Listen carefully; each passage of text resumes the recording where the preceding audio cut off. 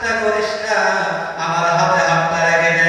একবার যদি তুই কলেমা পড়ে নিতে পারো, মহান আল্লাহ রাব্বুল আলামিন তোর জীবনের সব অপরাধগুলি মাফ করে দেবে। বলেন সুবহানাল্লাহ। লা ইলাহা ইল্লাল্লাহ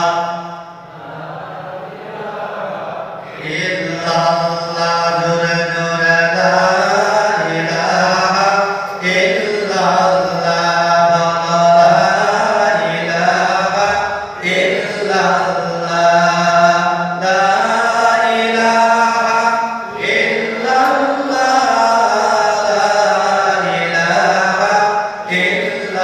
Allah